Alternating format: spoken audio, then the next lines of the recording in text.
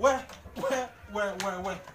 Sasa huyu alisema anatangaza sijui anafungua nini. Sasa sisi kama sisi watu wa huku, si hapa ndipo tunaonea uhunye. Na hii TV kosa kuona by the way tuko na radio, tuko na backup. Wewe ukiandikite ndumiriri yaku no nyende gukorwo gikimithoma kabisa na we ngoro yaku ikene na hivi muno makeri ya mundu gituma to wa gikuyu kure mwena wa gatune gikuyu na chura mato acha ujinga. Sasa hapa I think hapa tukiwa hapa hivi hii tunaona vizuri.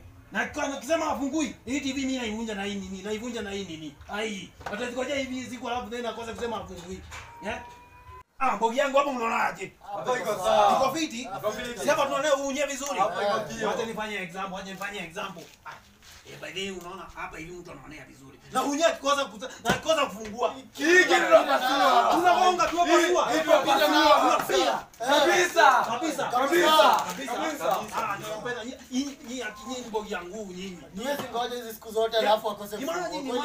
Tumekaa sana. Una imagine unaona huyu John anakanga na hapa hivi. Unajua kuna demo alileta kukafungwa. Sasa anasema haki Mungu asaidie tu kufunguliwe. Asioe. Unye afungue. Akikosa kufungua anaoa direct. Atakuwa ametukosea au jamaa kufungua hivi. Wacha mimi atachukua bagi yangu. Mimi nataka tu kukaa ready. Akifungua tu hivi mimi wacha nichukue bagi yangu. Afungue leo. Hii lazima afungue. Hata mimi nataka kwenda ushago. Tumekaa huku na shida sana. Bana hii maisha. Mpaka chakula hakuna. Sasa mimi unaona mimi niko hivi. Mimi niko ready. Mimi akifungua tu hivi. Mimi kusonga. Alafu hiki tutatoa moto pale hivyo. Tutatumia hii area. Moto tutatoa pale hivyo. Then kuja hivi tu. Hata tuko na backup. Tuko na hapa hivi unaona? Boa katuone kaitashika. Ai, kwani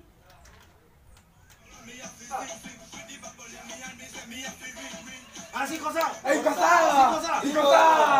Sasa sisi wacha tugoje kesho.